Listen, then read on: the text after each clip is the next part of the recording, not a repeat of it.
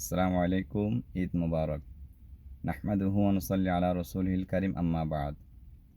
সর্বপ্রথম মহান রবের নিকট শুকরিয়া আদায় করছি, যিনি আমাদেরকে রমাদানুল মুবারকের মতো বরকতময় একটি মাস দান করেছেন, যেই মাসে তিনি মানুষের জন্য সংবিধান তথা গাইডলাইন হিসেবে কোরআনুল কারীম অবতীর্ণ করেছেন।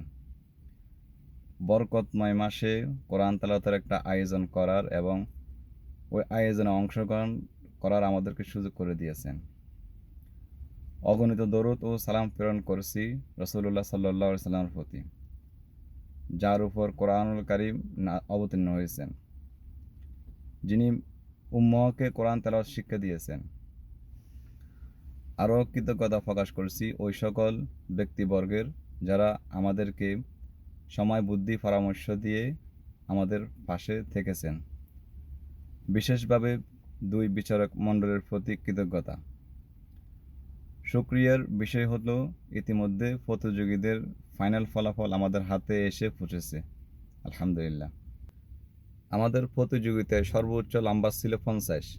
বিচারকগণের প্রাপ্ত নাম্বার অনুযায়ী সর্বোচ্চ নাম্বার পেয়ে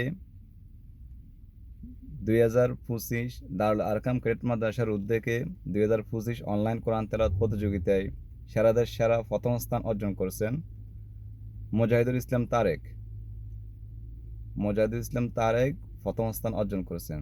দ্বিতীয় আব্দুল আজিজ, তৃতীয় মোহাম্মদ সালাউদ্দিন, চতুর্থ আল আমিন, পঞ্চম আবদুল্লাহ আল নাবিদ, ষষ্ঠম মোহাম্মদ মোয়াজ। ষষ্ঠম স্থান যৌথভাবে দুজন অধিকার করেছেন তাওসিফ হাসান, মোহাম্মদ ইয়াসিন।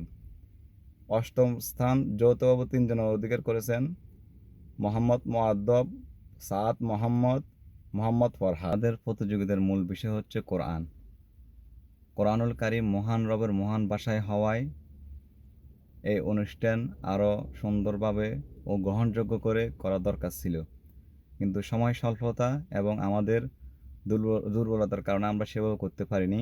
এটাই আমাদের ব্যর্থতা। তবে আগামীতে কোরআনের এই অনুষ্ঠানে আয়োজন যেভাবে করলে গ্রহণযোগ্য ও সুন্দর হবে, ওইভাবে করার চেষ্টা করব ইনশাআল্লাহ।